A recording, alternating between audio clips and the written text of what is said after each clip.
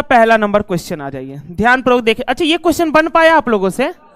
Logic question है। क्या हुआ? सी नंबर होगा। देखिए, लॉजिक क्वेश्चन है। एक्स और वाई दो क्या है? सम संख्या, अर्थात एक्स भी सम संख्या है और वाई भी सम संख्या है। एक्स भी सम संख्या और वाई भी सम संख्या है, तो निम्न विकल्पों में से विषम ज्ञात करिए। अर्थात x और y दोनों सम संख्या है, तो आपको विषम ज्ञात करिए, कौन सा रिजल्ट विषम देगा। सबसे पहले देखिए, x और y दोनों सम है ना, x बराबर 2 मान लेते, y बराबर कितना मान लेते? 4। दोनों सम संख्या है। अब सोचिए ना, x प्लस वाई, तो 2 प्लस 4, 2 प्लस 4 कितना हो गया? 6। ये तो समनो हो गया। आपको क्या ढूंढना है? विषम। देखिए x माइनस वाई, तो x बराबर कितना? 2। अब देखिए यहां पर ना x को ग्रेटर देन लीजिए, x माइनस वाई है, x को हम लोग क्या मान लेंगे? बड़ा वाला। x को 4 मान लीजिए, y को क्या मान लीजिए? 2। तो 4 प्लस 2 कितना हो गया? 6। ये गलत है। x बराबर 4, y बराबर कितना? 2। तो 4 में से 2 गया 2, ये भी सम आ गया। x बराबर 4, y बराबर 2, तो 4 दूनी कितना हो गया? 8, ये भी सम, ये भी गलत। लेकिन इस ऑप्शन को ट्राई मारिए ना, x बराबर 4 प्लस y बराबर 2 और प्लस 1, 4 2 6 और 1 कितना हो गया? 7। तो ऑप्शन क्या आ गया? सी। x और y दोनों सम संख्या है, x को 4 माने, y को 2 माने, क्योंकि यहां पर x ग्रेटर देन है y, x में से y घटेगा, अर्थात x को बड़ा मान लेते हैं। तो x 4 मान लिए, y 2 माने। आपको विषम संख्या, तो विषम संख्या कौन सा ऑप्शन दिया है? C option. चलिए, पहले नंबर क्वेश्चन की ओर फिर आगे बढ़ जाते दूसरे नंबर क्वेश्चन की ओर। चल, ये भी क्वेश्चन थोड़ा अच्छा है, सोचिए। 300 पृष्ठों की एक किताब के पन्नों पर नंबर लगाने के लिए कितने अंक अपेक्षित है? जिसको इसका कॉन्सेप्ट मालूम है उसके लिए तो काफी इजी है, लेकिन जिसको नहीं मालूम है उनके लिए थोड़ा सा मुश्किल हो सकता है। लेकिन ध्यान से देखिए, 300 पृष्ठों की एक किताब, 300 पृष्ठ का एक किताब है, तो हम लोग किताब देखते हैं ना, पहला पे 1, फिर अगला 2, फिर 3, फिर 4, फिर 5, इसी प्रकार से अंकित है। कितने पृष्ठ है? 300 पृष्ठ है। अच्छा, 300 पृष्ठ है, तो आप ध्यान से देखिएगा, 1 से 9, 1 से 9 तक तो सारे के सारे एक एक अंक वाला होता है। 1 से 9 सारे के सारे एक एक अंक वाला होगा, और 1 से 9 तक में कितनी संख्या होते हैं? 9 संख्या होते हैं, और 9 संख्या जो होते हैं प्रत्येक एक ही अंक का होता है, तो 9 ठो अंक लिखाएगा, 9 ठो अंक लिखाएगा। फिर 1 से 9 लिखा गया। अब 10 से 99, अब 10 से 99, क्योंकि 1 से 9 तक वाला सब एक एक अंक का है, एक एक अंक का है, और 10 से 99 वाला सारे के सारे 2-2 अंक वाला है ना, सारे के सारे 2-2 अंक वाला है। अब बताइए, 10 से लेकर के 99 तक में कितने संख्या होते हैं? 90 गो संख्या होता है। कल भी आया था, संख्या निकालना हम सिखाए थे, लास्ट माइनस फर्स्ट प्लस 1। तो लास्ट कितना है? 99, माइनस का फर्स्ट 10 घटा दिए, तो 99 में से 10 गया तो 89, और प्लस 1 कितना हो गया? 90। लास्ट माइनस फर्स्ट प्लस का 1।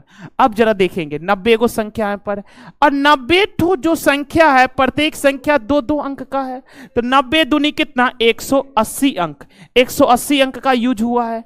फिर देखेंगे 99 के आगे 100, और 100 से लेकर के कहां तक जाना है? 300 तक। तो 100 से लेकर 300 तक जो जाना है, तो 100 से लेकर 300 तक में प्रत्येक अंक 3-3 अंक वाला है कि नहीं है? प्रत्येक अंक 3-3 वाला है। और 100 से लेकर 300 तक में कितनी संख्याएं हैं? संख्या निकालना भी सीखा है, लास्ट माइनस फर्स्ट। तो 300 में से 100 घटाएंगे तो 200, 300 में से 100 घटाएंगे तो 200, अब प्लस 1 201, अर्थात 100 से लेकर 300 तक में टोटल 201 संख्या है, और प्रत्येक संख्या 3-3 अंक का है, तो 201 तिया कितना हो गया? 603, 603। तो टोटल कितने अंक हो गए? जोड़ न लीजिए, देखिए 3 3 9 कितना? 12 का 2, 12 का 2 हासिल 1, हासिल 1, 9 1 10, 8 18 का 8, देखिए 9 3 12 का 2 हासिल 1, 1 8 9, 1 8 9, 792। ऑप्शन क्या आ जाएगा? डी। चलिए, किसी को समझने में कोई दिक्कत है? ये वाला क्वेश्चन 1 से 9 तक सारे के सारे 1 अंक वाला, 10 से 99 तक सारे के सारे 2 अंक वाला, 100 से 300 तक में सारे के सारे 3 अंक वाले होते हैं। चलिए,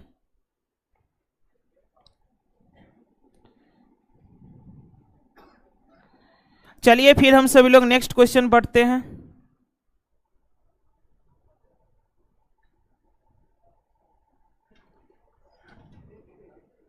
क्या हुआ आप?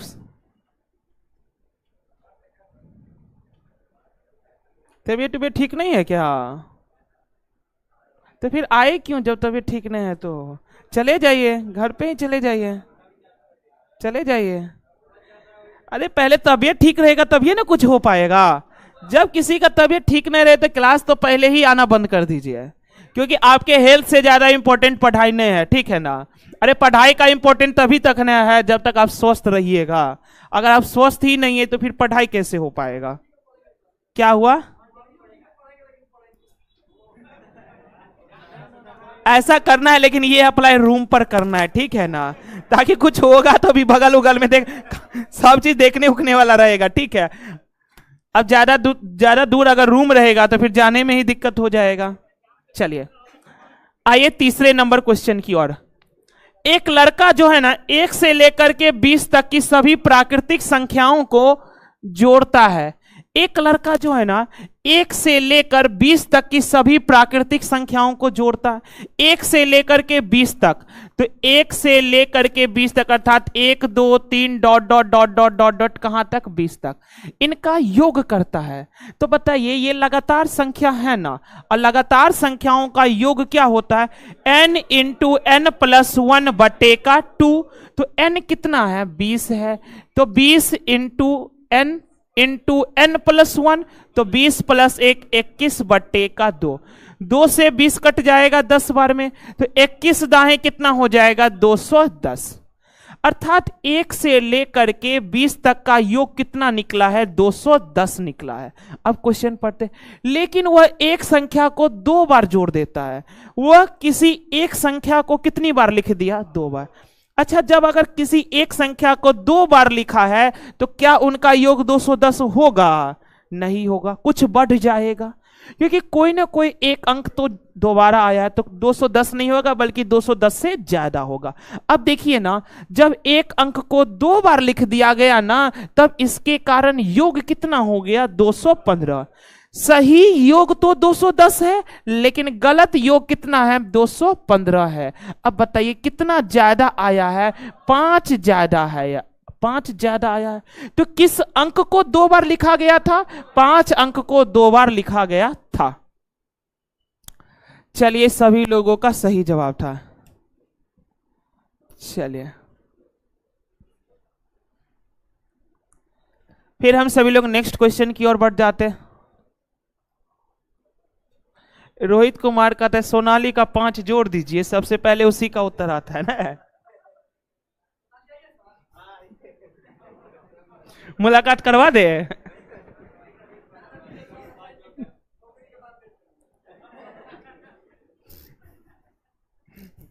आइए चौथे नंबर 5A7 में 5A7 में 335 जोड़ने का परिणाम क्या मिला? 8B2। देखिए ध्यान पूर्वक, 5A7 में 335 जोड़ने, 5A7 में 335 जोड़ने पर परिणाम कितना आया? 8B2। परिणाम क्या आया? 8B2 आया है। तब देखेंगे 8B2 क्या है? संख्या 3 से डिविजिबल है। ये जो 8B2 है ना, ये किससे डिविजिबल है? 3 से डिविजिबल है। तो बताइए ए का अधिकतम मान कितना होगा? ए का कौन सा मान लेना? ए का अधिकतम मान लेना है। अब जरा ध्यान से सोचिएगा, पहले ए का मैक्सिमम मान लेना है, और ये जो संख्या है, ये संख्या किससे डिविजिबल है? ये संख्या 3 से डिविजिबल है। तो अब आप ध्यान से देखिए ना, थोड़ा सा ध्यान से देखिए। ये संख्या 3 से डिविजिबल है, यहां पर मैक्सिमम मार्क्स चाहिए, मैक्सिमम नंबर चाहिए, तो दिए गए 4 विकल्प में से ही ना कोई एक होगा। तो देखिए 7 5 12 का 2 हासिल 1, हासिल 1 अर्थात एक तो इसमें जुड़बे करेगा, एक इसमें जुड़बे करेगा। अच्छा इधर देखिए ना 5 3 कितना आ गया 8, 5 3 8 अर्थात इधर से कोई भी हासिल नहीं बचना चाहिए, कोई भी हासिल नहीं बचा। कौन नकल किया जानते हैं, एक वर्ड आता है जानते हैं,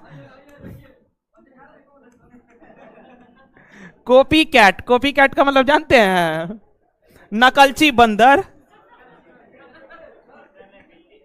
कॉपी कैट नकलची बंदर, नकल नहीं उतारना है, कुछ अलग स्टाइल में करिए। आइए आइए, प्यार का इजहार करिएगा ना।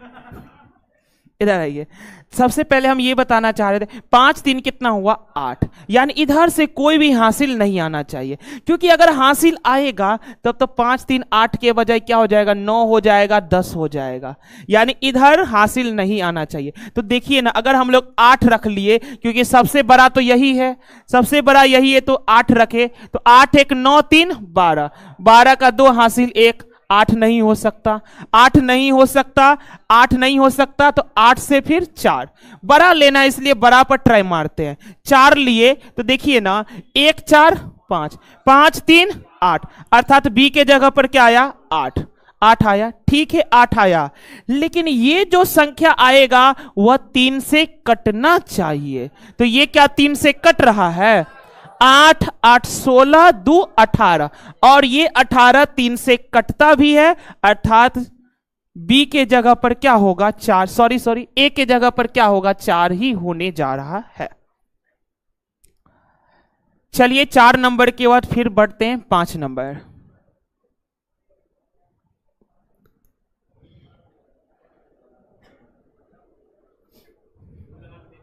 क्या हुआ, नहीं नहीं आपको बड़ा खोजना है। अच्छा 2 अगर हो भी गया तो 2 और 4 में बड़ा 4 ना है, तो आपको 4 ना लेना पड़ेगा, यह स्पष्ट रूप से लिखना है ए का अधिकतम मान, ए का अधिकतम मान। अगर 2 हो भी गया तो लेना पड़ेगा 4, क्योंकि आपको अधिकतम लेना है। चलिए इस क्वेश्चन में ध्यान से देखेंगे, कोई धनराशि चक्रवृद्धि ब्याज से 3 वर्ष में, कोई धनराशि है, कोई धनराशि P रुपया का है, जो चक्रवृद्धि ब्याज से 3 वर्ष में कितना हो गया 2400, और 4 वर्ष में कितना हो गया 2520। ध्यान से देखिएगा 3 वर्ष में तो 2400 रुपया हो ना गया है, और ये 4 वर्ष है, तो ये जो 4 वर्ष है, ये जो 4 वर्ष है, ये जो 4 वर्ष है, तो इसके और इसके बीच में अंतर तो केवल एक ही वर्ष का ना है, 3 वर्ष और 1 वर्ष पूरा हो गया 4 वर्ष, तो इसके बीच में अंतर केवल एक ही वर्ष का है। तो जब 1 वर्ष का अंतर रहता है ना, तो बस रेशियो लेने से ही काम बन जाएगा केवल। देखिए ना इसको काटते हैं, 0 से 0 कट गया, और देखिए ना ये, अच्छा अगर नहीं भी काटिएगा ना सीधा डिफरेंस से निकालिए ना, कितना बढ़ा है 120, 120 बढ़ा है, ये 120 कितने पर बढ़ा है 2400 पर बढ़ा है, 2400 पर बढ़ा है।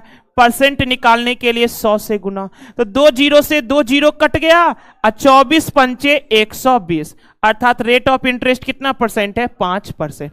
अच्छा एक बात बताइए, यहां पर समय का अंतर 1 वर्ष आ गया, तब ना डिफरेंस निकाल करके बना लिए। अगर समय का अंतर 2 वर्ष आ जाता तब इसका वर्गमूल निकालना पड़ता। अगर 2 वर्ष का अंतर रहता तब इसका वर्गमूल निकालना पड़ता, अगर 3 वर्ष का अंतर रहता ना तब इसका घनमूल निकालना पड़ता, और 4 वर्ष रहता तो इसका 4th रूट निकालना पड़ता। अगर 1 वर्ष का अंतर रहेगा तब सिंपल रेशियो से ही काम बन जाता है, अर्थात डिफरेंस से।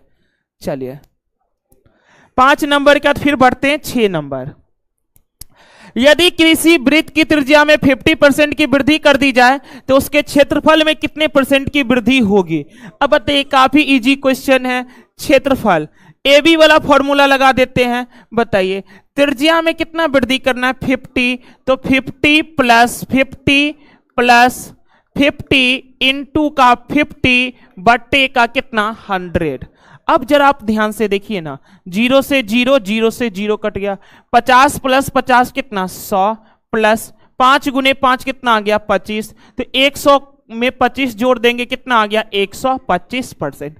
अब थोड़ा सा रुकिए यहां पर, यदि किसी वृत्त की त्रिज्या में 50% का वृद्धि तो उसके क्षेत्रफल, अच्छा वृत्त का क्षेत्रफल होता क्या है pi R square, pi R square, इसीलिए हम लोग त्रिज्या का स्क्वायर पर फोकस किए।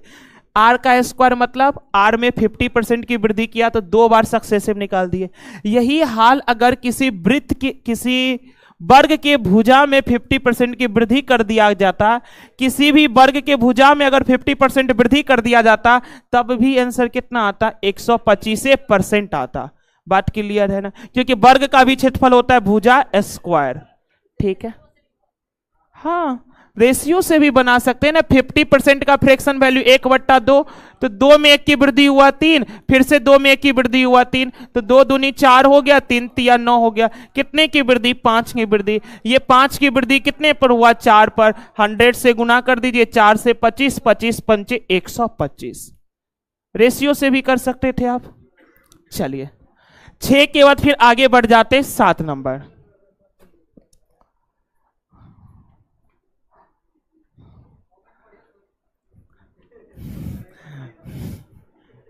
अपना मोबाइल रखिए बगल में, ठीक है। 2.5 सेंटीमीटर लंबे एक रैखिक खंड को देखेंगे, 2.5 सेंटीमीटर लंबे एक रैखिक खंड को गलती से 2.55 सेंटीमीटर माप लिया गया। देखिए रेखाखंड की लंबाई कितना था 2.5, रेखाखंड की लंबाई है 2.5, लेकिन गलती से कितना नाप लिया गया 2.55।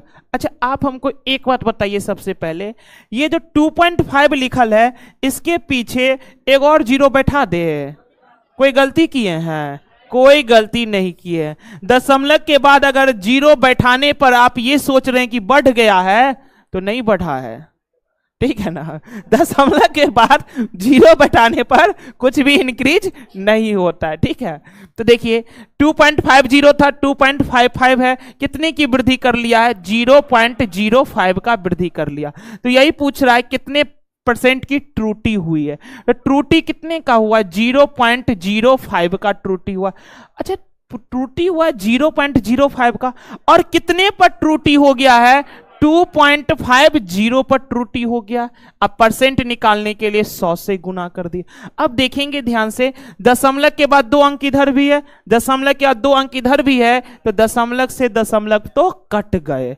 अब बताइए ना 50 पंचे का 250, 50 दूनी का 100, और ये 5 से ये 5 कट गया, कितना आ गया 2%, 2%। 7 के बाद फिर बढ़ जाते हैं 8 नंबर।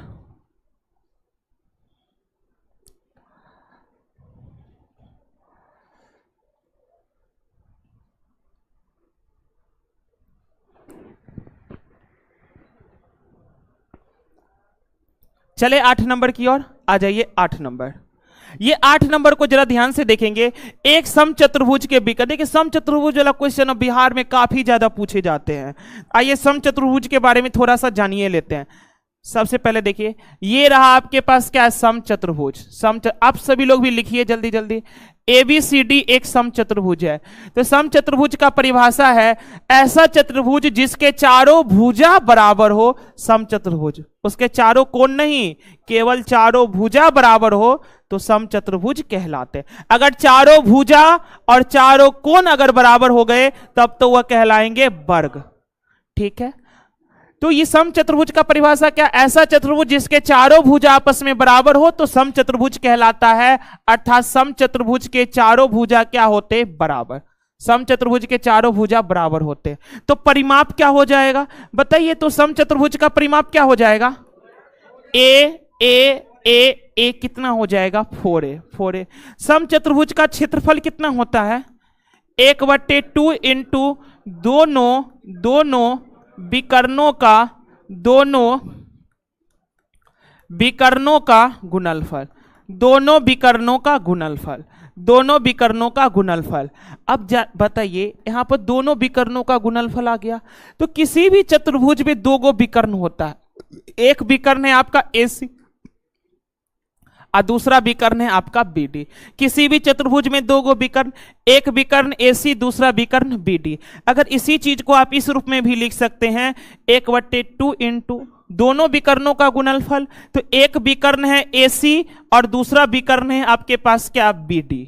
बात क्लियर है। अब तीसरा चीज ये लिखना है, इंपॉर्टेंट जानकारी आपके पास, कि समचतुर्भुज के विकर्ण, समचतुर्भुज के विकर्ण, समचतुर्भुज के विकर्ण, समचतुर्भुज के विकर्ण एक दूसरे को, समचतुर्भुज के विकर्ण एक दूसरे को 90 डिग्री पर, 90 डिग्री पर प्रतिच्छेद करते हैं। यार फिर ऐसे लिख सकते, समचतुर्भुज के विकर्ण एक दूसरे को 90 डिग्री पर समद्विभाजित करते हैं, समद्विभाजित करते हैं, समद्विभाजित, समद्विभाजित करते हैं, समद्विभाजित करते हैं। प्रतिच्छेद तो करवे करता है लेकिन समद्विभाजित भी करता है, दो बराबर भागों में भी बांट देता है। तो समचतुर्भुज के विकर्ण एक दूसरे को 90 डिग्री पर समद्विभाजित करते हैं, अर्थात यहां पर समद्विभाजित कर रहा है ना, प्रत्येक एंगल कितना डिग्री होगा, 90 डिग्री होगा, 90 डिग्री होगा। और समद्विभाजित कर दिया मतलब ये हो गया कि ये वाला जो भुजा है ना, ये भुजा और ये भुजा दो बराबर भागों में बट गया, ये भुजा और ये भुजा आपस में बराबर हो गए, बराबर हो गए। और एक और निष्कर्ष यहां पर लिख लीजिएगा, D1 का स्क्वायर प्लस D2 का स्क्वायर बराबर 4A स्क्वायर होता है। D1 और D2 का मतलब ये हुआ डायगोनल फर्स्ट, डायगोनल मतलब विकर्ण। तो पहले विकर्ण का स्क्वायर, एगो विकर्ण है AC का स्क्वायर प्लस दूसरा विकर्ण है BD प्लस BD का वर्ग बराबर हो जाएगा 4 इंटू A स्क्वायर, अर्थात पहले विकर्ण का वर्ग प्लस दूसरे विकर्ण के वर्ग, दोनों विकर्ण के वर्गों का योग जो होता है ना, वह 4 गुने भुजा स्क्वायर होता है। बस इतना ही जानकारी समचतुर्भुज में चाहिए था। बनाइए इस क्वेश्चन को, अब बन गया ना। चलिए, एक समचतुर्भुज के विकर्ण कितना है, 16 सेंटीमीटर और 30 सेंटीमीटर है, तो उस समचतुर्भुज का परिमाप क्या होगा। आइए न बना लेते हैं। देखिए हम लोग कौन सा फॉर्मूला यूज करेंगे जानते हैं, यही वाला जो अभी लिखाए है ना, AC square plus BD square बराबर का 4A स्क्वायर, इसी का यूज होगा। देखिए एगो विकर्ण कितना है 16, तो 16 का वर्ग कितना हो जाएगा 256 प्लस दूसरा विकर्ण कितना है 30, तो 30 का वर्ग करेंगे कितना हो जाएगा 900 बराबर क्या हो जाएगा 4A स्क्वायर, बराबर हो जाएगा 4A स्क्वायर। तो आप जोड़िए ना, 900 और 200 कितना 1156, 1156 बराबर हो गया 4A स्क्वायर। 4 से कट जाएगा ये, तो 4 दूनी 8, 3 पर 5, तो 4 8 32 और 4 9 36, तो A स्क्वायर बराबर 289 है। तो फिर A बराबर कितना हो गया 17, A बराबर कितना हो गया 17, अर्थात समचतुर्भुज की भुजा निकल गया कितना 17। आपसे पूछा परिमाप, तो समचतुर्भुज का परिमाप बराबर क्या होगा 4A, 4A।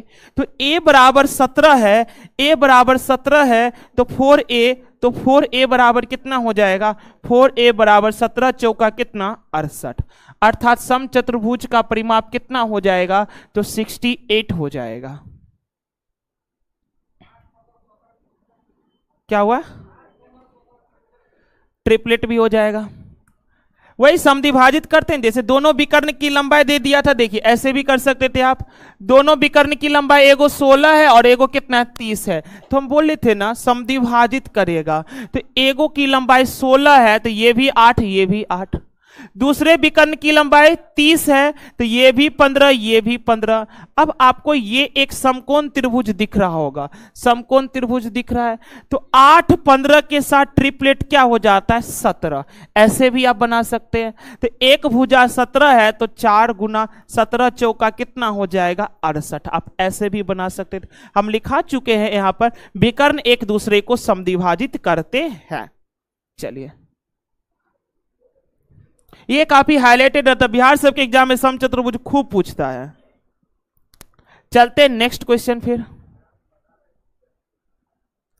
आ जाइए इस क्वेश्चन को देखिए। त्रिभुज एबीसी का क्षेत्रफल जो है ना 1 इका है। त्रिभुज एबीसी, ये रहा आपका क्या है, त्रिभुज एबीसी। त्रिभुज एबीसी, त्रिभुज एबीसी का क्षेत्रफल 1 इकाई है। डीई जो है ना बीसी के समांतर एक सीधी रेखा है। डीई जो है ना बीसी के समांतर एक सीधी रेखा है। डीई जो है ना, डीई जो है ना वह बीसी के क्या है, समांतर है।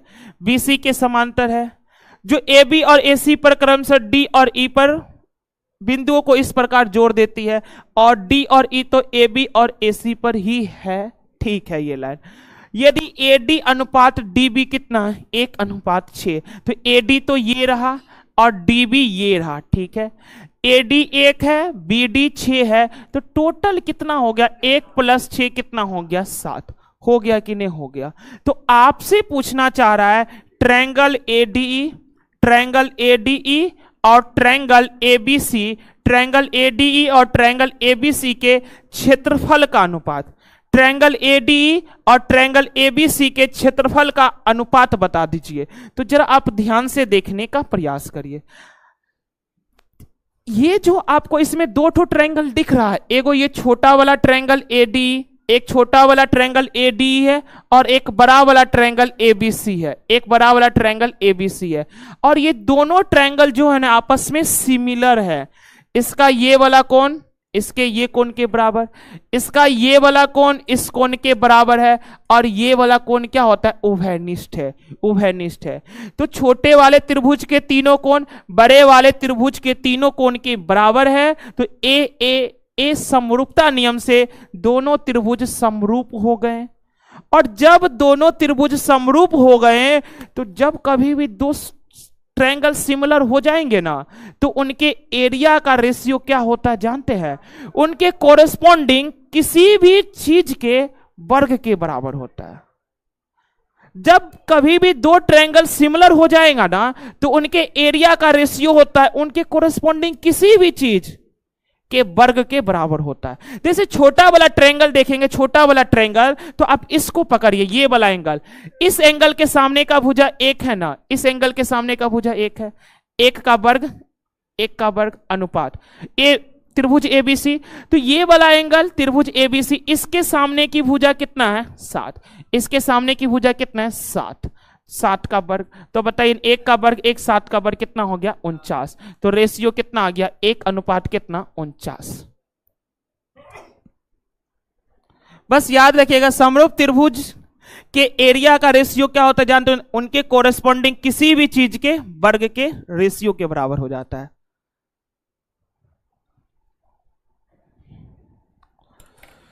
अगला क्वेश्चन बनाइए तब तक आप लोग।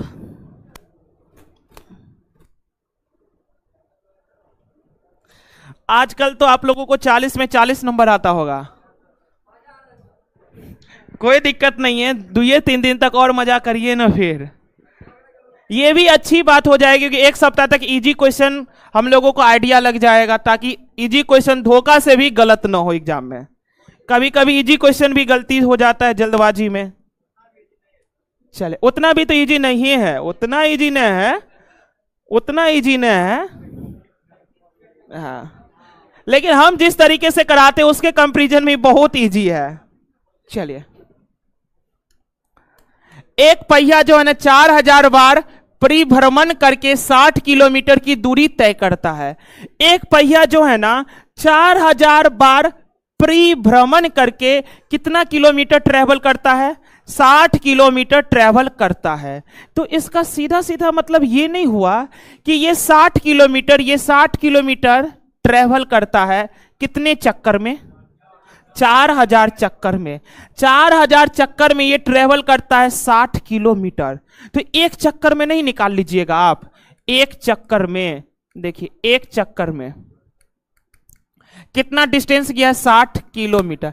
अच्छा, किलोमीटर है तो किलोमीटर को मीटर में बनाने के लिए 1000 से गुना, तो 60 किलोमीटर बराबर हो जाएगा 60,000 मीटर। और ये 60,000 मीटर कितने चक्कर में ट्रेवल किया था? 4,000 चक्कर में। तो एक चक्कर में निकालने के लिए 4,000 से भागा लगा दिए, 3 जीरो से 3 जीरो खत्म, 4 से 60 कट गया, कितनी बार में? 15। अर्थात एक चक्कर में वह कितना डिस्टेंस जाता है? 15 मीटर। एक चक्कर में वह जाता है 15 मीटर। एक चक्कर में अगर 15 मीटर जाता है, एक चक्कर में 15 मीटर जाता है, एक चक्कर में 15 मीटर जाता है, तो ये चक्कर क्या है? एक सर्कुलर है। ये चक्कर एक प्रकार का क्या है? सर्कुलर है। सर्कुलर है मतलब, अच्छा चक्का से जो हम लोग चलते हैं, जो बाइक जो चलता है, बाइक ट्रक बस सब जो चलता है, वो चक्का ही ना चलता है। चक्का चलता है मतलब ये घूमना स्टार्ट करेगा तो ये डिस्टेंस ट्रेवल करता है, ये घूमेगा तो, और ये जब पूरा घूमेगा मतलब क्या है? वृत्त का परिधि। पूरा घूमेगा मतलब क्या है? वृत्त का परिधि। वृत्त का परिधि, और वृत्त का परिधि होता क्या है? 2 पाई r। 2 पाई r त्रिज्या तो आपको निकालना है। तो अब आप देखिए ना ध्यान से, 15 सत्ते हो जाएगा 105, 22 दूनी हो जाएगा 44, बराबर कितना हो गया? r। तो आप देखिए ना, 44 दूनी कितना? 28, सॉरी 44 दूनी 88, 44 दूनी 88, तो r का मान 44 दूनी 88, 2 दशमलव आएगा। और 2 दशमलव वाला एकमात्र विकल्प है, इसीलिए आगे भाग लगा करके देखने की भी आवश्यकता नहीं है। Option C. चलिए फिर 10 के बाद 11 बनाइए जल्दी से आप लोग।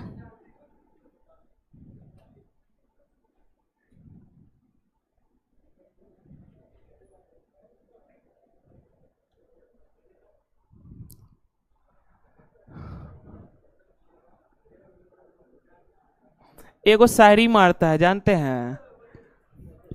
ए ऑपरेटर किधर बैठल रहता है? इधर आइए। इधर लाइव करके भाग गया है, बताइए। वो इसको लापता अवस्था में छोड़ दिया है। हाँ आ गया। काजल प्रजापति का शायरी है, अलमारी को रंग किया था, अलमारी को रंग किया था, हजारों को तंग किया था। अलमारी को रंग किया था, हजारों को तंग किया था, बस यूपी पुलिस को छोड़कर बिहार एसएससी ही पसंद किया था। गजब हो गया भाई ना, यूपी पुलिस का लेकिन क्वेश्चन आउट करवा दिया ना। रद्द हो गया, अभी नहीं हुआ है फाइनल डिसीजन, ऑफिशियल नोटिफिकेशन नहीं आया कि रद्द हुआ है। अब देखिए हम लोगों का बिहार एसएससी का एग्जाम अच्छा से साफ सुथरा हो जाए, अच्छा रहेगा। अरे होगा साफ सुथरा, काहे टेंशन लेते हैं। एक व्यापारी जो है ना, अपनी वस्तुओं की कीमत, कोमत नहीं होता है बल्कि कीमत होता है, एक व्यापारी अपनी वस्तुओं की कीमत इस प्रकार अंकित करता है कि 15% का बट्टा देने के बाद, 15% का बट्टा देने के बाद वह 20% का लाभ कमाता है। 15% का बट्टा देने के बाद भी 20% का लाभ कमाता है। जिस वस्तु की लागत कीमत कितना है? 170 रुपया। जिस वस्तु की लागत कीमत 170 रुपया है तो उसकी अंकित कीमत क्या है? अंकित कीमत क्या है? अब जरा आप ध्यान से देखने का प्रयास करिए। देखिए, अच्छा वस्तु की लागत कीमत कितना है? 170 रुपया। वस्तु की लागत कीमत 170 रुपया। आप हमको ये बात बताइए, सेलिंग प्राइस आप कैसे कैसे बना सकते हैं? सेलिंग प्राइस बनाने के 2 तरीके होते हैं। सबसे पहले मार्केट प्राइस में से डिस्काउंट को घटा देंगे तो भी सेलिंग प्राइस है, और कॉस्ट प्राइस में प्रॉफिट को जोड़ देंगे तो भी सेलिंग प्राइस है, और कॉस्ट प्राइस में से लॉस को घटा देंगे तो भी सेलिंग प्राइस है।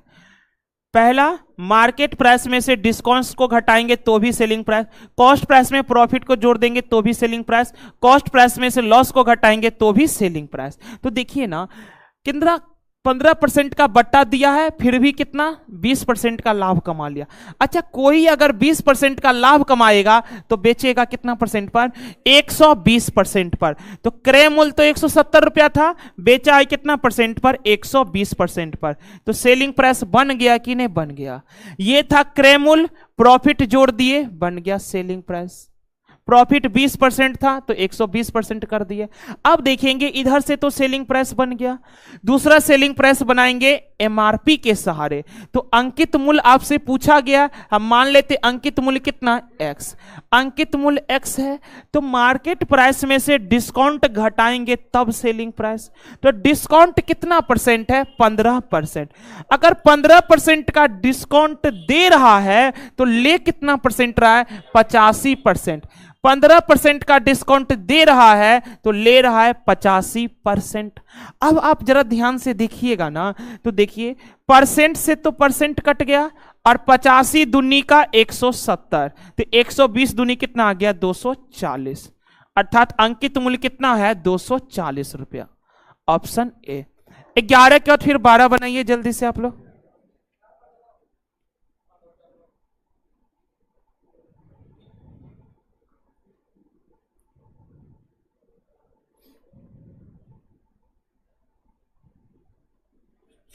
चलते हैं नेक्स्ट क्वेश्चन 12।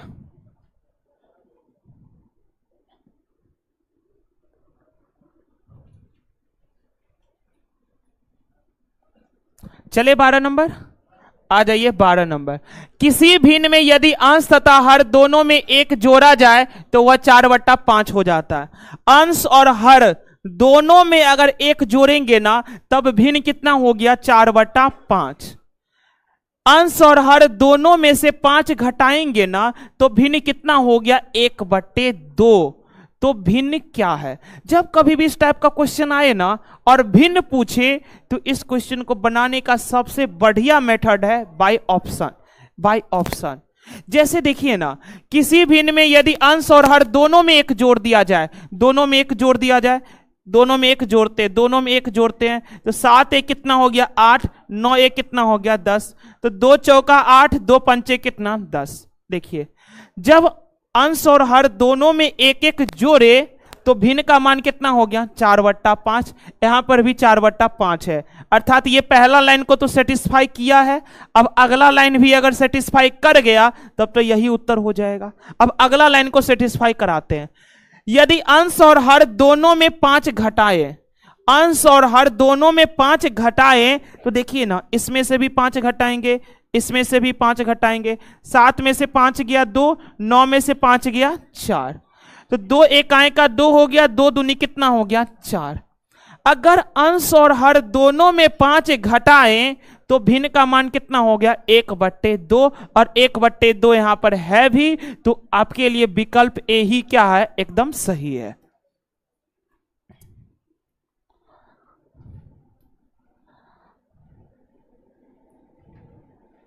चलते हैं नेक्स्ट क्वेश्चन 12 के बाद 13 नंबर।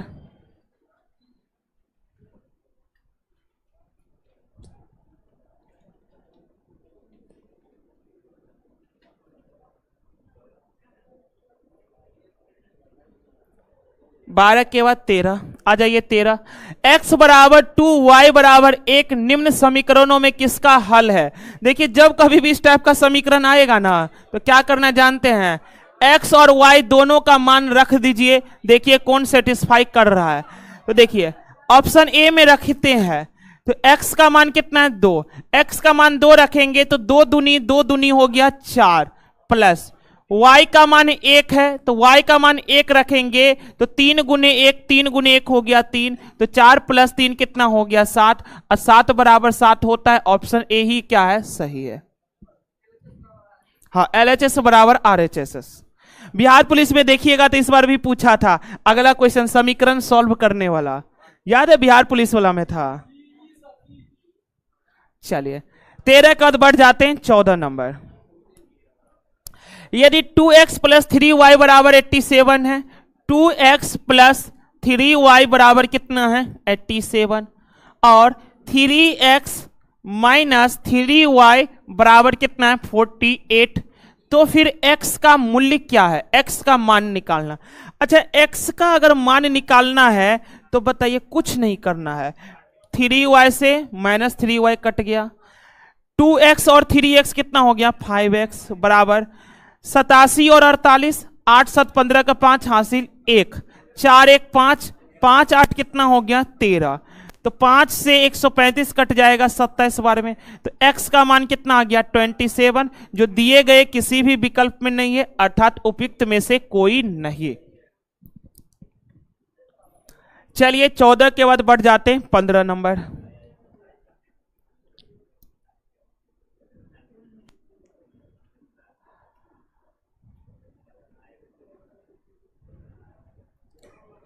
चले 15, आ जाइए 15 नंबर।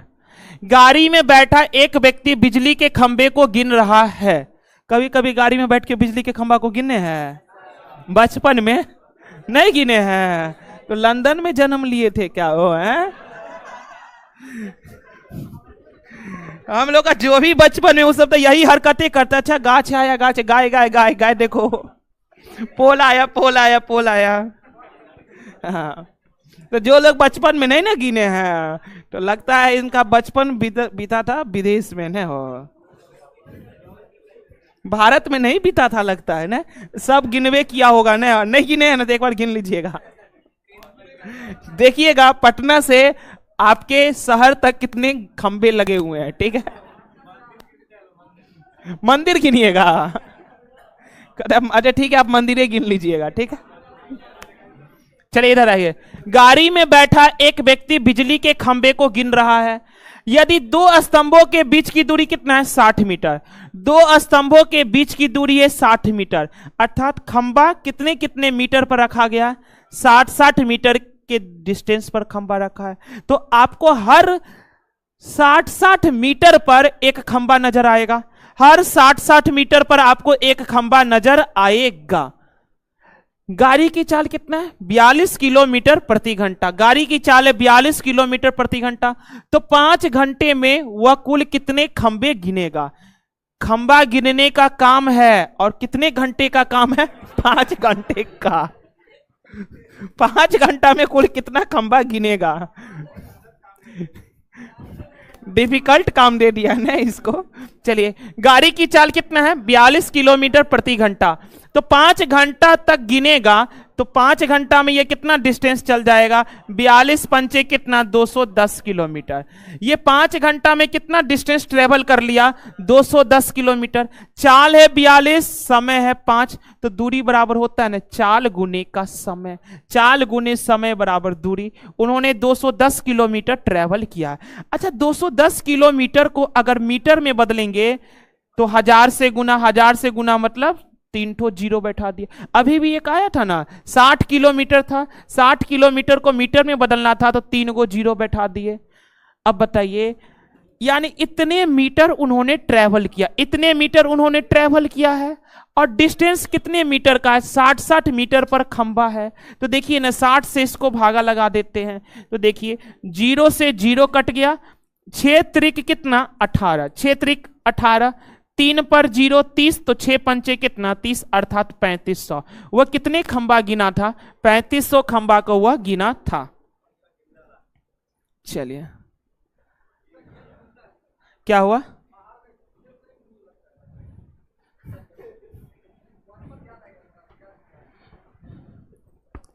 चलिए अरे उधर कमेंट का जवाब भी दीजिए ना। हो क्या गौरव कुमार से पूछ रहा है।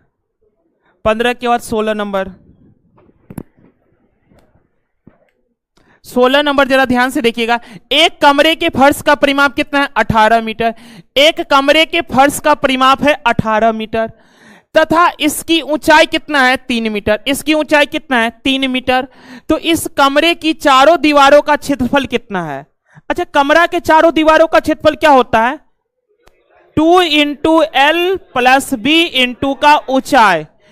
कमरा के चारों दीवारों का क्षेत्रफल होता है 2 into L plus B into का ऊंचाई। अच्छा कभी कभी यह भी फेमस क्वेश्चन पूछा जाता है कमरे में रखी जाने वाली सबसे लंबे छड़ की लंबाई, तो root under L square plus B square plus H square. ये दो इंपॉर्टेंट रहता है कमरा से 2 क्वेश्चन। चलिए एक कमरे के फर्श का परिमाप है 18 मीटर, इसकी ऊंचाई 3 मीटर है, इस कमरे की चारों दीवारों का क्षेत्रफल, तो चारों दीवारों का क्षेत्रफल क्या होता है चारों दीवारों का क्षेत्रफल होता है आधार का क्षेत्रफल इंटू का ऊंचाई, आधार का क्षेत्रफल इंटू का ऊंचाई। अब दीवार का आधार क्या होता है, आयताकार ही तो होता है। तो देखिए ना, एक कमरे के फर्श का परिमाप कितना है, 18। तो चारों दीवारों का क्षेत्रफल क्या होता है, 2 into L plus B into का कितना हो जाएगा, ऊंचाई। ध्यान से देखिए, चारों दीवारों का क्षेत्रफल 2 into L plus B into का एच, और फर्श का परिमाप कितना है, 18 मीटर। फर्श का परिमाप 18 मीटर है, अर्थात ये पूरे का मान कितना दे दिया है, 18। ये पूरे का मान दे दिया 18, और ऊंचाई कितना दे दिया, 3। ऊंचाई कितना दे दिया, 3। तो 18 तिया कितना आ गया, 54। 18 तिया 54।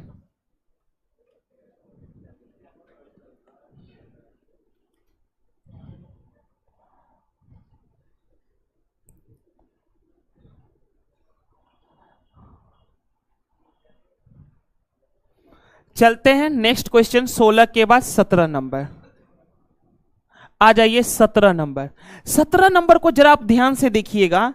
17 नंबर को, एक ट्रेन और एक कार की गतियों के बीच का अनुपात कितना है, 16:15। एक ट्रेन और एक कार, एक ट्रेन है और एक कार है, ट्रेन और कार की गति का अनुपात कितना है, 16 अनुपात कितना है, 15। ये गति का अनुपात है। और एक बस 480 किलोमीटर की दूरी 8 घंटे में जाता है। एक बस जो है ना 480 किलोमीटर की दूरी कितना घंटा में जाता है, 8 घंटा में। अगर 480 किलोमीटर का दूरी अगर 8 घंटा में गया है तो हम लोग चाल नहीं निकाल लेंगे, चाल बराबर दूरी बट्टा समय। तो 8 से काट लेंगे, कितना आ जाएगा, 8 छक्के 48, अर्थात चाल कितना है, 60 किलोमीटर प्रति घंटा। और ये चाल किसका है, बस का। एक बस 480 किलोमीटर की दूरी 8 घंटा में, तो ये जो चाल है बस का है। ये किसका चाल है, तो बस का है। ये चाल किसका है, तो बस का है। अब ध्यान से देखिए, थोड़ा सा ध्यान से, बस की जो गति है ना वो ट्रेन की गति का 3/4 है। ये जो बस की गति है ना 60, यह ट्रेन का 3/4 है। तो जो बस की गति है ना वो ट्रेन की गति का 3/4 है। तो ध्यान से देखिए थोड़ा सा, अगर ट्रेन की गति का ये 3/4 है, ट्रेन की गति का ये 3/4 है, तो थोड़ा देर ध्यान से देखिए ना, ट्रेन की गति को ट्रेने रहने देते, ट्रेन की गति को क्या मान लिए, टी फॉर ट्रेन। तो ट्रेन की गति क्या, टी ही है। तो ट्रेन की गति जितना भी है ना इसका 3/4, ट्रेन की गति जितना भी है इसका 3/4 है, कितना, 60 है। अब बताइए ना, 3 से 20 तो 20 चौका कितना, 80, 20 चौका 80, अर्थात ट्रेन की गति कितना निकल गया, 80 किलोमीटर प्रति घंटा। ट्रेन की गति कितना निकल गया, 80 किलोमीटर प्रति घंटा। अब ट्रेन की गति अगर 80 किलोमीटर प्रति घंटा है तो ट्रेन का रेशियो तो है 16, तो 16 रेशियो का मान कितना है, 80। 16 रेशियो का मान है 80, तो कितना गुना है, 5 गुना। 16 पंचे 80, तो 15 पच्चे कितना हो जाएगा, 75। अर्थात कार का चाल कितना निकला, 75 किलोमीटर प्रति घंटा। कार का चाल निकल गया 75 किलोमीटर प्रति घंटा। तो 6 घंटे में कार कितनी दूरी जाएगी, तो 6 घंटा में तय की गई दूरी नहीं निकाल लेंगे। दूरी बराबर होता है चाल गुने समय। चाल है 75 और समय है 6, तो 75 छक्के हो जाता है कितना, 450 किलोमीटर। कितना डिस्टेंस जाएगा, तो 450 किलोमीटर जाएगा। चले,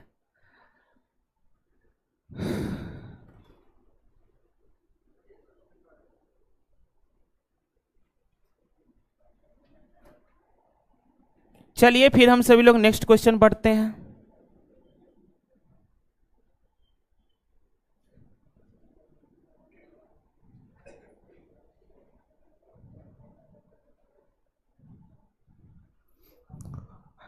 सत्रह के बाद आ जाइए 18 नंबर। चले 18 नंबर, आइए 18, ये रहा आपके पास 18 नंबर। जरा ध्यान से देखेंगे, ए तथा बी जो है ना मिलकर एक कार्य को 8 दिनों में समाप्त कर सकते हैं। ए और बी मिलकर एक कार्य को कितने दिन में समाप्त कर लेंगे? 8 दिन में समाप्त कर लेंगे। जबकि बी तथा सी इसे कितने दिनों में? 12 दिनों में समाप्त कर लेगा। सी और ए इसे कितने दिनों में समाप्त कर लेगा? 15 दिनों में समाप्त कर लेगा। तो पूछना चाह रहा है सी अकेले इसे कितने दिनों में समाप्त करेगा? सी अकेले इसे कितने दिनों में समाप्त करेगा? तो सबसे पहले 8, 12 और 15 कैल्शियम, 8, 12, 15 कैल्शियम हो जाएगा 120। 8 से 15 बार में, 12 से 10 बार में, 15 8 120। अब जरा देखिएगा, अच्छा काम कराना है सी से, तो सी की क्षमता चाहिए, और सी का क्षमता निकालेंगे कैसे? तो ध्यान से देखिए, आप अगर इधर वाले को जोड़ेंगे तो ए और ए कितना हो जाएगा? 2a। बी और बी कितना हो जाएगा? 2b। सी और सी कितना हो जाएगा? 2c। 2a plus 2b plus 2c, इधर जोड़ेंगे तो 2a plus 2b plus 2c है। तो क्या हम दो कॉमन नहीं ले सकते हैं? तो दो जैसे ही कॉमन लेंगे तो क्या हो जाएगा? a प्लस बी प्लस का c बराबर 15, 10, 25, 8 कितना हो जाएगा? 33। तो a प्लस बी प्लस का c बराबर कितना आ गया? 33/2। 33/2 का मतलब कितना आ गया? 16.5। अर्थात तीनों का मिलाकर क्षमता कितना निकला? 16.5। तीनों का मिलाकर क्षमता निकला है 16.5। तो आपसे पूछना चाह रहा है सी अकेले करना है, तो सी से अकेले काम कराना है तो सी की क्षमता चाहिए। तो सी की क्षमता आपको चाहिए तो ए और बी को हटाना पड़ेगा, ए और बी को हटाना पड़ेगा। तो आप देखिए ना, अगर आपको सी की क्षमता चाहिए तो तीनों का क्षमता कितना है? 16.5। तीनों के क्षमता में से ए और बी को हटाना है, तो ए और बी का क्षमता कितना है? 15। तो 16.5 में से 15 हटा दिए, ए और बी का क्षमता है 15। तो 16.5 में से 15 गया तो कितना आ गया? 1.5। अर्थात सी का क्षमता कितना है? 1.5। सी का क्षमता अगर 1.5 है तो समय नहीं निकाल सकते हैं। टाइम बराबर टोटल वर्क बटे इफिशियंसी। इफिशियंसी कितना है? 1.5। देखिए ध्यान पूर्वक, दशमलव के बाद एक अंक है, हटाएंगे, एगो जीरो आ गया ऊपर। 15 8 120 अर्थात 80। 80 दिनों में पूरा कर लेगा।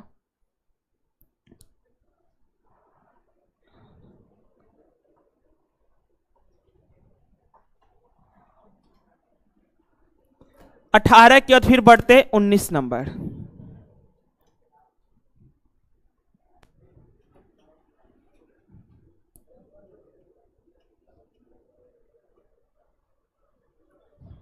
चले 19 नंबर की ओर आ जाइए। 19 नंबर, 19 नंबर जरा ध्यान से देखने का प्रयास करेंगे।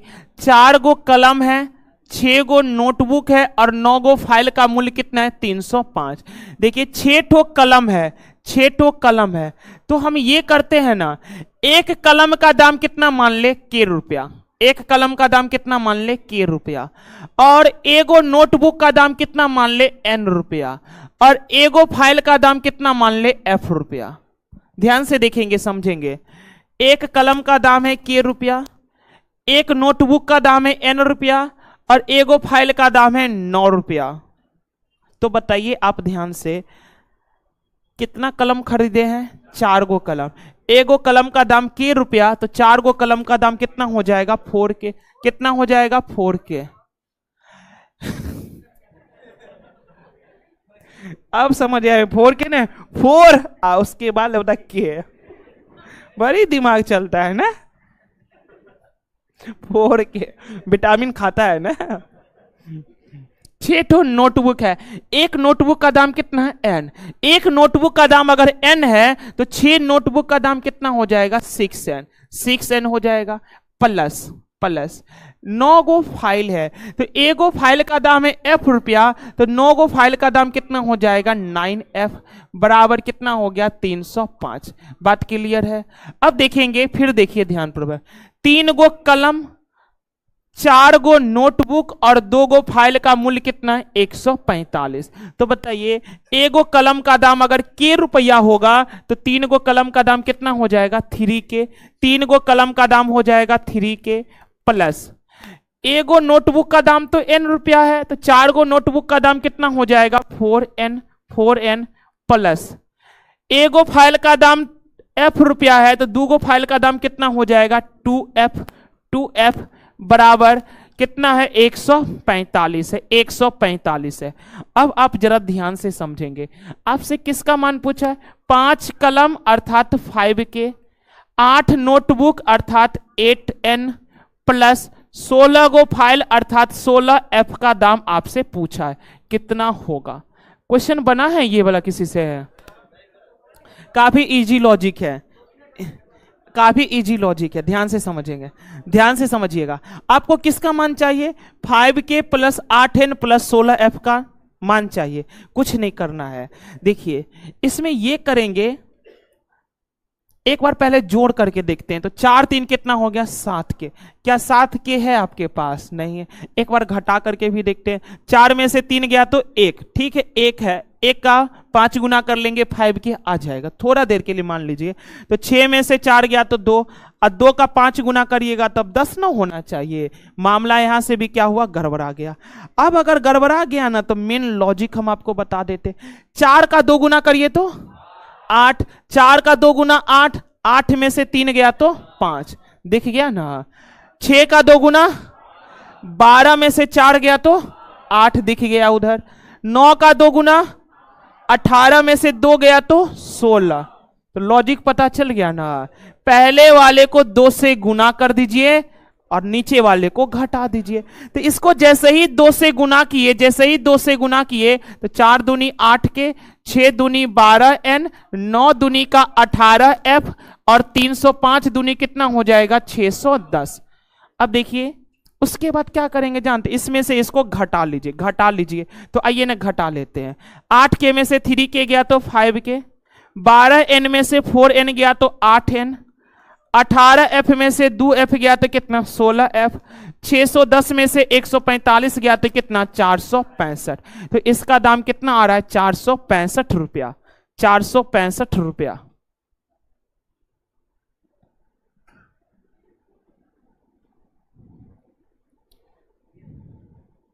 फिर आप सभी लोग नेक्स्ट क्वेश्चन बनाइए।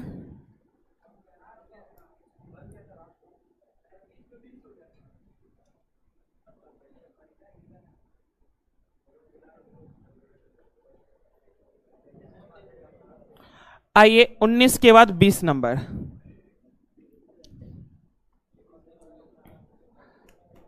अच्छा 19 के बाद 20 नंबर। आप लोगों में से जो भी अगर एएलपी टेक्नीशियन का फॉर्म भरे होंगे, इस बार तो काफी तगड़ा कंपटीशन होने वाला है, क्योंकि वैकेंसी तो एकदम कम है और नंबर ऑफ स्टूडेंट्स बहुत ज्यादा है। लेकिन इस बार उतने भी फॉर्म अप्लाई नहीं हुए हैं। जितने भी अप्लाई हुए हैं ना, मान करके चलिए कुछ सीरियस होगा तभी जा करके अप्लाई किया है इस बार। क्योंकि याद करिए पिछला बार फॉर्म निकला था तो 60 लाख फॉर्म भराया था। इस बार एएलपी में सुनने में 20 लाख पर रुक गया है, 20 लाख पर रुक गया है।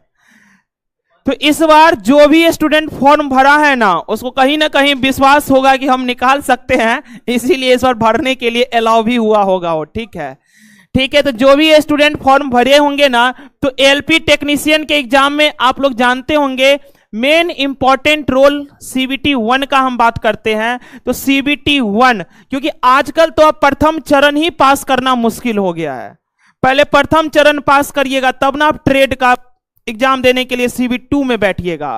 पहले तो आपके लिए फर्स्ट स्टेज ही पार करना बहुत मुश्किल है, और फर्स्ट स्टेज पार करने के लिए सबसे ज्यादा इंपॉर्टेंट रोल जो आपको निभाने वाला है वो क्या है? मैथ रीजनिंग का। आप सभी लोग को पास तो सिलेबस से अवगत होंगे ही होंगे। मैथ रीजनिंग में आप जानते होंगे सीबीटी 1 एएलपी हो चाहे टेक्नीशियन हो, 75 क्वेश्चन का सीबीटी 1 होने वाला है। इसमें से आपका 25 क्वेश्चन किसका पूछेगा? रीजनिंग का। 20 क्वेश्चन आपका पूछेगा मैथ का, और 20 क्वेश्चन आपका पूछेगा साइंस का, 20 क्वेश्चन साइंस का पूछेगा। और फिर 10 क्वेश्चन क्या होगा आपका? आर्ट्स का। आर्ट्स हो गए, करंट हो गए और फिर स्टैटिक हो गए, ये सब और फन्ना चिन्ह जो भी आता है सब इसी में आ जाएगा, सब इसी में आ जाए। क्या नहीं, सीबीटी 1 में है, सीबीटी 2 से हटा दिया है इसको। सीबीटी 1 में है 10 नंबर, अब उसका मन है पूछे चाहे नहीं पूछे। सीबीटी 2 में ये हटा दिया, सीधा ये इंजीनियरिंग ड्राइंग वाला डाल दिया। पहले 40 नंबर का ड्राइंग पूछता था, अब सीधे 50 नंबर का ड्राइंग पूछ लिया। प्री में सीबीटी 1 में है आर्ट्स, ठीक है। तो आप देखेंगे ना, रीजनिंग 25 को, मैथ 20 को, अर्थात कितना 45 क्वेश्चन। आपका 75 क्वेश्चन में से 45 क्वेश्चन तो केवल मैथ रीजनिंग से आने वाला है। अगर वेटेज का बात करेंगे तो कितना परसेंट वेटेज है, 60% का वेटेज है। अगर आपका मैथ रीजनिंग अच्छे तरीकों से आप बना करके आ जाइएगा ना, तो रिजल्ट लेने के आप काफी नजदीक पहुंच जाइएगा। और थोड़ा बहुत आपको साइंस पढ़ना पड़ेगा, क्योंकि सीबीटी 2 में भी साइंस है, 40-50 नंबर का पूछेगा। और सीबीटी 2 में तो मैथ रीजनिंग भी है, 25-25 हो जाएगा। सीबीटी 2 में 25-25 हो जाएगा। तो जो लोग भी मैथ रीजनिंग का क्लास करना चाहते हैं, अगर आपको मैथ रीजनिंग में थोड़ा बहुत भी दुविधा हो रहा है, आप 100% स्कोर नहीं कर पा रहे हैं, तो आप इस बैच से जुड़िएगा, तो काफी ज्यादा इंप्रूव करने का मौका मिलेगा। क्योंकि हम प्रैक्टिस तो करवेबे करेंगे क्लासरूम में सीट दे करके, उसके बाद समय अगर मिलेगा ना, तो यूथ बुक का रेलवे का बहुत ज्यादा पॉपुलर किताब है यूथ बुक का, तो यूथ बुक का भी हम सॉल्यूशन उसमें करा देंगे ये, लेकिन जब समय बचेगा तब। नहीं तो यूथ बुक के से साथ साथ आजकल पिनाकल भी बहुत हाई फाई किताब हो गया, बहुत ज्यादा फेमस हो रहा है पिनाकल। तो पिनाकल बुक या यूथ बुक में से, दोनों में से कोई एक बुक बना करके हम ना इसका प्रैक्टिस भी साथे साथे करते जाएंगे। संडे को तो पढ़ाएंगे सीट वाइज मटेरियल दे करके ही, पूरा एकदम देखिएगा ना, एसएससी के लेवल का हम आपको पढ़ाई करवाएंगे। क्योंकि आप यकीन मान करके रखिए, सीट इतना कम है ना कि एसएससी वाले स्टूडेंट अधिकतर, उनके पास अगर टेक्निकल डिग्री होगा तो वो बहुत आसानी से नौकरी ले लेगा, क्योंकि उन लोगों के पास मैथ रीजनिंग बनाने का कैपेसिटी काफी बेहतर होता है। बस उन लोगों को थोड़ा सा साइंस पे फोकस करना पड़ेगा। तो जो भी बैच जो भी स्टूडेंट मैथ रीजनिंग के लिए जुड़ना चाहते हैं, जुड़ जाइएगा। यह बैच 23 फरवरी से दोपहर के 2 बजे से 4 बजे के बीच में आ रहा है, दोपहर 2 बजे से 4 बजे। ऑनलाइन फी केवल 499 रखा गया है, ऑफलाइन फी केवल 699 रुपया रखा गया। एक सप्ताह के लिए डेमो भी है। अगर आप पटना में रह रहे होंगे तो एक सप्ताह डेमो किसान कोल्ड स्टोरेज वाले कैंपस पर आकर के कर लीजिएगा, और ऑनलाइन एप्लीकेशन पर डेमो चलेगा। कब से प्रारंभ होगा, तो 23 फरवरी से, ठीक है। आप सभी लोग जुड़िएगा। हाँ, ये सीबीटी 1 सीबीटी 2 दोनों के लिए काम करेगा। आपको बोले ना कि अगर जैसे ही चैप्टर वाइज खत्म होते जाएगा, तो एक बुक का भी प्रैक्टिस हम लोग साथे साथे करते जाएंगे, ठीक है ना। आइए फिलहाल देखते हैं 20 नंबर। एक दुकानदार अपनी विज्ञापित कीमत पर 23% छूट देकर भी 10% लाभ कमा लेता है। 23% छूट देकर भी 10% का लाभ कमा लेता है। 23% का छूट दिया, फिर भी 10% का लाभ कमा लिया। तो जरा ध्यान से देखने का प्रयास करेंगे आप, ध्यान से। हम ये मान लेते मार्केट प्राइस कितना रुपया है, 100 रुपया। मार्केट प्राइस 100 रुपया है, डिस्काउंट कितना दिया है, 23%। डिस्काउंट 23% है। अच्छा, डिस्काउंट अगर 23% है तो 100 का 23% निकालेंगे तो 23 आ जाएगा। 100 का 23% निकालेंगे 23, तो 100 रुपया में 23 रुपया का छूट दे दिया, तो बेचा कितना में, 77 रुपया में बेचा। 77 रुपया में बेचा, और 77 रुपया में जब बेचा ना, तो इसको 10% का लाभ हो गया। 10% का लाभ हो गया, तो आप यहां से कॉस्ट प्राइस नहीं निकाल सकते हैं। देखिए ना, 77 रुपया में बेचा है तो इसको 10% का लाभ हुआ है। 10% का लाभ हुआ है, मतलब ये कितने परसेंट का वैल्यू है, 110% का वैल्यू है। आपको तो चाहिए कॉस्ट प्राइस, अर्थात कितने परसेंट, 100% चाहिए। तो अब आप देखिए ना, परसेंट से परसेंट कट गया, 0 से 0 कट गया, 11 सत्ते 77, 10 सत्ते कितना आ जाएगा, 70, अर्थात कॉस्ट प्राइस कितना है, 70। अब देखिए ना, कॉस्ट प्राइस 70 है, सेलिंग प्राइस 77 है, कितना ज्यादा है, 7 ज्यादा है। लेकिन यहां पर 7 ज्यादा है, उसका लाभ कितना है, 56 रुपया। कॉस्ट प्राइस 70 है, सेलिंग प्राइस 77 है, तो 7 रुपया का सीधा सीधा लाभ हो रहा है। यहां 7 रुपया का लाभ है, लेकिन क्वेश्चन में लाभ है 56 रुपए का, तो एक रेशियो का मान कितना हो जाएगा? 7 अट्ठे 56। एक रेशियो का मान 8 है, तो विज्ञापित कीमत पूछा है, अर्थात मार्केट प्राइस। तो मार्केट प्राइस कितना है? 100। एक रेशियो का मान 8 है, तो 100 रेशियो का मान कितना हो जाएगा? 800। ऑप्शन क्या हो जाएगा? डी।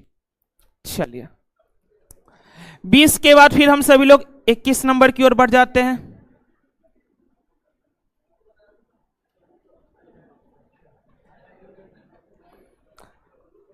चलिए, अब जिन लोगों का घर दूर है तो आप सभी लोग चले ही जाइए, रूम से ही देख लीजिएगा, ठीक है? वैसे ज्यादा देर लगेगा नहीं, 9 बजे से पहले हो जाता है। चलिए आइए, 20 के बाद हम सभी लोग अब 21 नंबर की ओर बढ़ते हैं। 21 का लॉजिक पता चल रहा है आप लोगों को? देखिए ध्यान से, गोल्ड, GOLD, गोल्ड को क्या लिखा गया? HOME। ध्यान से देखिए ना, ध्यान से देखिए, ध्यान से। G का H, G में +1 कर देंगे H, D + E, L +1 M हो जाएगा। देखिए, और O को O ही छोड़ दिया, O को O ही छोड़ दिया, तो यहां पर लॉजिक ये लग रहा है, ध्यान से सुनिएगा। GL और D क्या है? एक कॉन्सोनेंट है। तो जब कॉन्सोनेंट आता है तो कॉन्सोनेंट में एक की वृद्धि की जाती है, कॉन्सोनेंट में एक की वृद्धि की जाती है और वोवेल को ज्यों का त्यों छोड़ दिया जाता है। कॉन्सोनेंट में एक की वृद्धि और वोवेल को ज्यों का त्यों छोड़ दिया, तो बताइए ना, एस का अगला T, O को ज्यों का त्यों छोड़ देंगे क्योंकि O वोवेल है। N तो कॉन्सोनेंट है, तो N के बाद क्या आता है? O। S तो कॉन्सोनेंट है, तो S के बाद क्या आएगा? T। तो TOOT क्या आ जाएगा? B। कॉन्सोनेंट में एक की वृद्धि किया है, वोवेल को ज्यों का त्यों छोड़ दिया है, ऑप्शन B। प्रकाशन, इसको बनाए हैं आप लोग? इसमें ना आपको चेक करना पड़ेगा बार बार। प्रकाशन में अक्षरों के कितने जोड़े ऐसे हैं जिनके मध्य उतने ही अक्षर है जितने अंग्रेजी वर्णमाला में उनके मध्य होते हैं? कहना ये चाह रहा है ना, 2 लेटर के बीच उतने ही अक्षर होने चाहिए जितने अक्षर इंग्लिश अल्फाबेट में होते हैं। तो इस क्वेश्चन को बनाने का सीधा सा तरीका क्या है जानते हैं?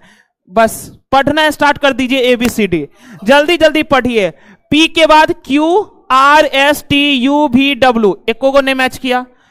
R S T U V W X नहीं मैच किया। A B C D E F, K के बाद K L M N O नहीं मैच किया। S T U V H I J कुछ नहीं मैच किया, यानी इधर से गए तो कुछ भी नहीं मैच किया।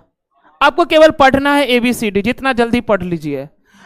अब सीधा पढ़ने पर तो एको को नहीं मिला, अब उल्टा पढ़ते हैं। देखिए, NOPQRSTU नहीं, ABCDEFG नहीं है, HIJKLM नहीं है, HIJKL नहीं है, HIJKL इसमें भी नहीं है। तो एक मिनट, ध्यान रखें, ABCD नहीं है, HIJKL क्या बोले? PRAKA। अच्छा, यहां पर A छूट गया, यहां पर A छूट गया है, यहां पर A छूट गया है। अब पढ़ते हैं HIJK, आना गया, HIJKLMN आगे नहीं है, STUVWX KLMN ABCD कुछ नहीं है, तो केवल एक ही पेयर है, ऑप्शन बी। ABCD इसमें पढ़ना है आपको, ABCD। ये क्वेश्चन हम फिर से कल के टेस्ट पेपर में भी डाल देंगे ताकि आपको पता चल जाए इसका कॉन्सेप्ट क्या है। अब बताइएगा, दी गई वर्णमाला में कौन सा अक्षर बाएं छोर से 13वां, देखिए बाएं छोर से कैमा है? 13वां, और दाएं से कैमा है? 7वां। दाएं से आप लोग जानते होंगे अल्फाबेट का कॉन्सेप्ट, अगर बायां और दायां आता है तो जुट जाता है, बायां और दायां आता है तो जुट जाता है। तो 13 और 7 कितना हो गया? 20। अच्छा, 20 किधर से? बायां से 20वां, बायां से 20वां, बायां से 20वां लेना है तो देखिए ना, बायां तो इधर वाला ना हुआ, बायां इधर वाला हुआ, तो 1 2 3 4 5, अच्छा सीधा 20वां। इंग्लिश अल्फाबेट में सजा कर लिखा है, हाँ वर्णमाला सजा कर लिखा है, तो 20 बायां से 20वां, 20वां पे कौन आता है? टी आता है, टी आता है, टी। हमको लगा उल्टा पुल्टा लिखा है, लेकिन इंग्लिश अल्फाबेट में सजा के लिखा, यहां लिखा भी था वर्णमाला में। चलिए 23 के बाद आगे बढ़ जाते 24। ए जो है ना बी का भाई है, ए जो है ना वह क्या है? बी का भाई है। फिर देखेंगे सी ए का पिता है, सी जो है ना वह ए का क्या है? तो पिता है। फिर देखिए डी सी की बहन है, डी जो है ना सी की बहन है, ये डी जो है ना वह सी की बहन है। ई डी की माँ है, ई जो है ना वह डी की क्या है? माँ है। बी ई से कैसे संबंधित है? बी, ये बी जो है ना ई से कैसे संबंधित है? अच्छा बी का जो भी संबंध होगा, बी का जो भी संबंध होगा, या तो नाती, या तो नतनी, या तो पोता, या तो पोती, बस एकमात्र है पोती। इसका जो भी होगा या तो नाती, नतनी, पोता, पोती, एकमात्र विकल्प है पोती। चलिए 24 के बाद आगे बढ़ते हैं 25। ये क्वेश्चन बनाए आप लोग, आंसर क्या आया? ए आया ना। देखिए सभी सूर्य पृथ्वी है, सभी के सभी सूर्य क्या है? पृथ्वी है। सभी के सभी सूर्य क्या हो जाएंगे? पृथ्वी। ओहो ठीक है, सभी सूर्य क्या है? पृथ्वी है। सभी सूर्य क्या है? पृथ्वी है। फिर देखें कुछ पृथ्वी शनि है, कुछ पृथ्वी क्या है? शनि है। फिर देखिए कोई मंगल पृथ्वी नहीं है, कोई मंगल पृथ्वी नहीं है, अर्थात कोई भी पृथ्वी क्या है? मंगल नहीं है, कोई भी पृथ्वी क्या है? मंगल नहीं है। अब जरा ध्यान से देखिए निष्कर्ष, कोई सूर्य मंगल नहीं है। तो क्या कोई सूर्य मंगल नहीं है? बिल्कुल सही है। जब कोई पृथ्वी मंगल नहीं है तो कोई सूर्य भी मंगल नहीं होने वाला। ऑप्शन ए सही है। कुछ मंगल सूर्य है, अच्छा मंगल और सूर्य में कोई रिलेशन है? कोई रिलेशन नहीं है, तो केवल निष्कर्ष एक अनुसरण करता है। चलती है 25 के बाद आगे बढ़ते 26 नंबर। ये रहा आपके पास 26। अच्छा 2:20 हो रहा है, तो घंटे और मिनट की सुई के बीच का कोण। देखिए कोण निकालने का एकमात्र विकल्प है आपके पास, फॉर्मूला रट्टा मार लीजिए, 11m/2 बराबर 30h प्लस माइनस क्या? एंगल। बस हो गया।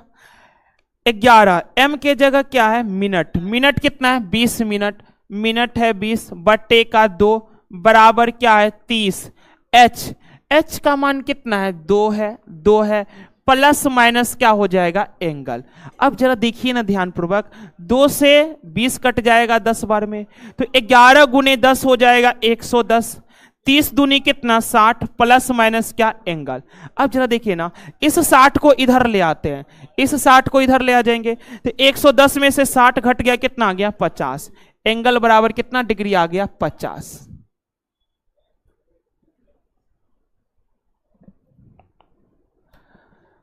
चलिए फिर से नेक्स्ट क्वेश्चन 26 के बाद 27 नंबर।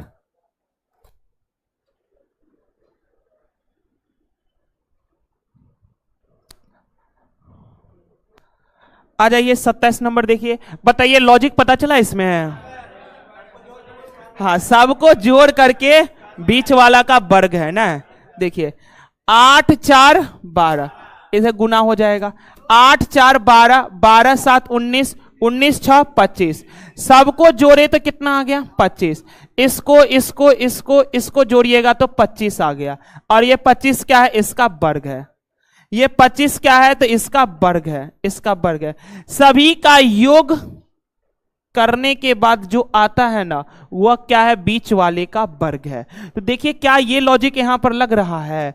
12 8 20, 20 7 27, 27 9 36। क्या ये 36 बीच वाले का वर्ग है? 6 का स्क्वायर 36 होता है, तो यहां पर भी लगाएंगे लॉजिक। 9 और 16 25, 25 और 14 39, 39 10 49, 49। अच्छा ये 49 आता है बीच वाले का वर्ग, तो ये 49 किसका वर्ग होता है? 7 का। तो बीच में क्या आया होगा? 7 आया होगा, 7।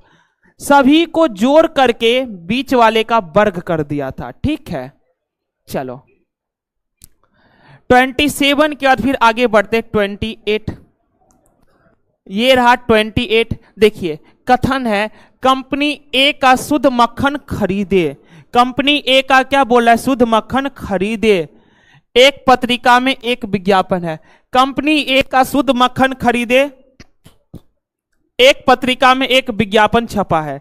पूर्व धारणा देखिए। अच्छा विज्ञापन जो छपाता है तो कंपनी का कुछ ना कुछ तो धारणा रहता है ना कि विज्ञापन छपाएंगे तो ऐसे से ऐसे हो जाएगा। तो देखिए क्या धारणा उसके मन में होगा। अब विज्ञापन पे पैसा खर्च कर रहा है तो उसके मन में कुछ ना कुछ तो सोच करके ही विज्ञापन दे रहा है। तो देखिए जरा ध्यान से, पूर्व धारणा यानी पहले से कंपनी क्या सोचा होगा।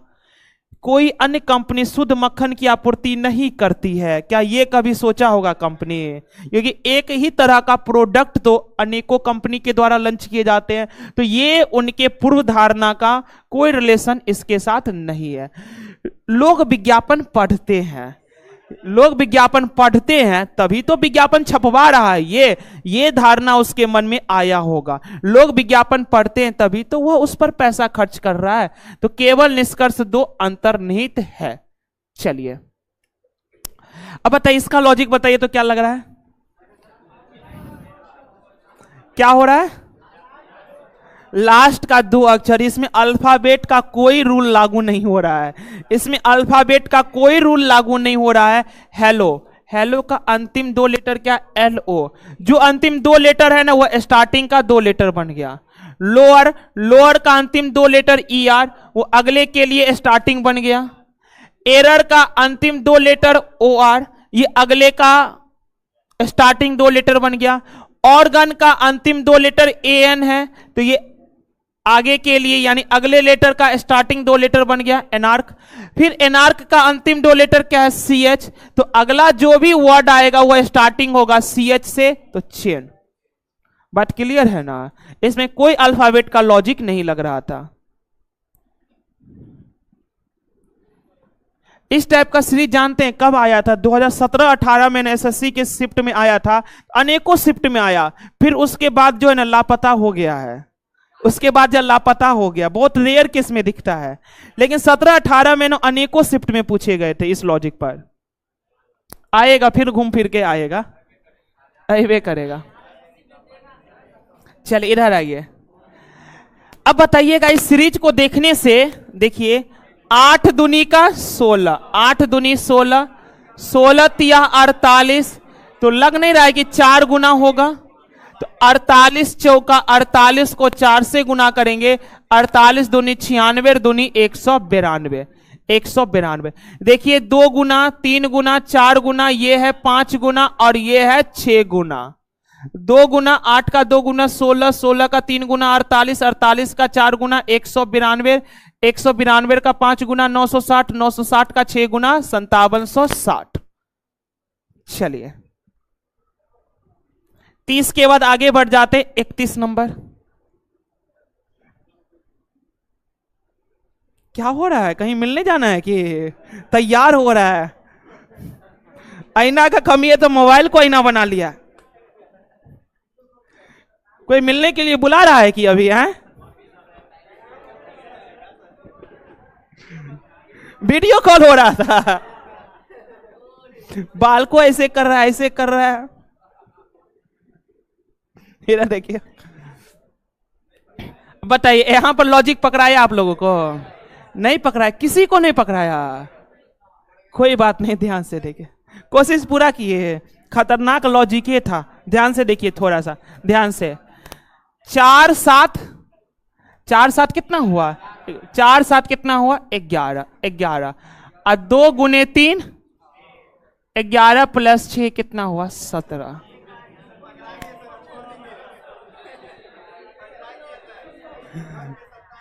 गजब गजब का आने लगा है लॉजिक। ध्यान से देखिए, इधर देखिए, 1 को 4 से गुना करेंगे, सॉरी 1 प्लस 4 कितना हुआ? 5 और 1 गुने 8 कितना हो गया 8। 1 गुने 8 कितना हो गया 8, तो 8 5 कितना हो गया 13।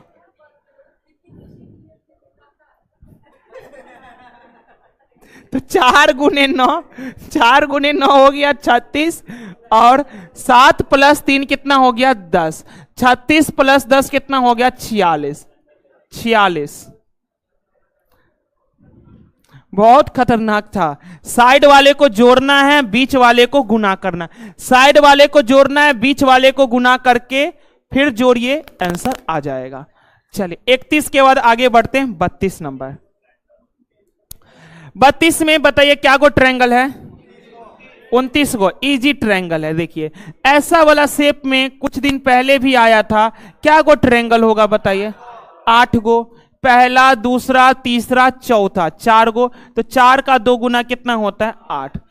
इस टाइप के शेप में 8 गो ट्रायंगल है। तो देखिए ना सेम शेप आपको नहीं दिख रहा है, बस कि थोड़ा सा ये सो गया, उल्टा है ना, उल्टा है, लेकिन है तो इसी प्रकार का शेप। तो यहां पर कितने ट्रायंगल होंगे 8। ध्यान से 8 गो ट्रायंगल।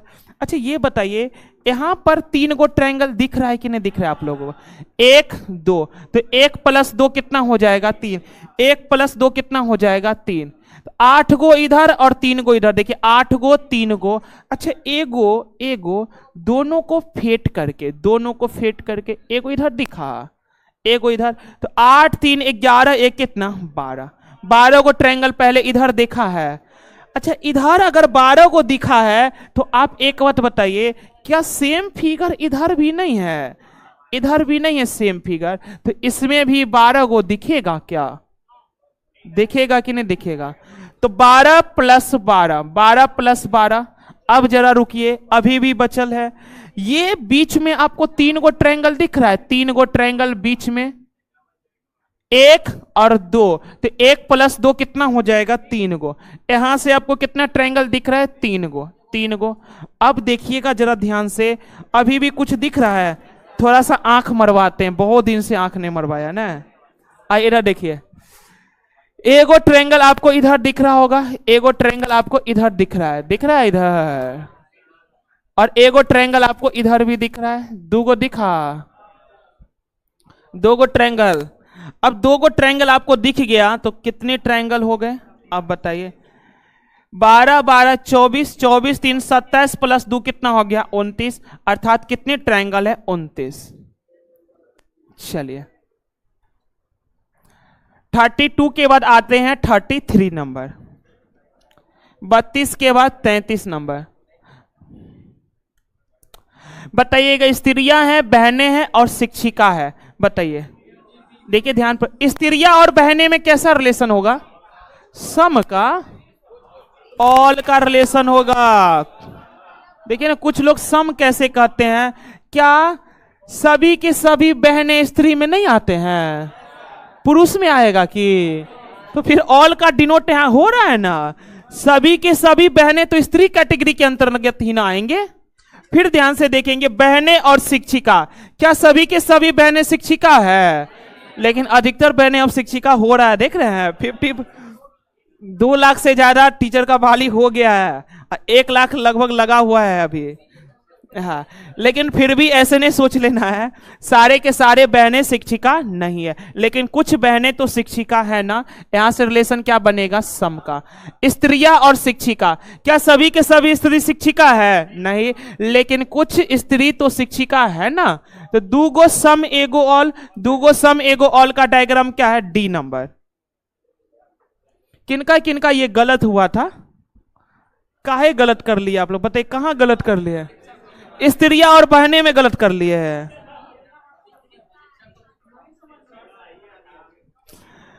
स्त्रियां और बहनें हैं तो सभी की सभी बहन स्त्री के अंतर्गत आएंगे कि नहीं आएंगे? बहन और शिक्षिका है तो क्या सभी के सभी बहन शिक्षिका होते हैं? नहीं, लेकिन कुछ बहन तो शिक्षिका होते हैं ना। उसी प्रकार से स्त्रियां और शिक्षिका है तो क्या सभी के सभी स्त्री शिक्षिका होते हैं? नहीं, लेकिन कुछ स्त्री तो शिक्षिका होती है ना। तो सम सम ऑल, तो 2 गो सम एगो ऑल का डायग्राम किसको डिनोट करता है? ये को बिहार एसएससी बैच में पढ़ाए थे। देखिए ये है ऑल का डायग्राम, ये किसको डायग्राम है? ऑल का।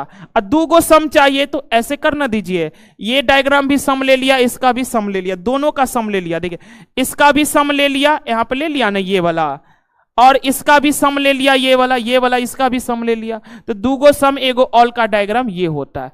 अब बताइएगा, ये है मैट्रिक्स है। अच्छा, मैट्रिक्स को बनाने का तरीका यह है कि बाय ऑप्शन चलिए, बाय ऑप्शन। जैसे लेक है LAKE, तो ढूंढिए एल क्या? 85, 85 पे ढूंढिए ना, 8 5 8 5 8 5 L है, यानी ये तो सही है, ये तो सही है। L ए देखिए क्या 3 1, क्या 3 1 पर A आ रहा है? 3 और 1, 3 और 1 पर A आया ना इधर, 3 और 1, 3 1 A आ गया, ये भी सही है। के क्या? के 77 पर आता है, के 77, 7 और 7, 7 7 पर क्या हुआ? के आ गया, 7 7 पर क्या हुआ? के आ गया, ये भी सही है। क्या 44 ई पर आता है?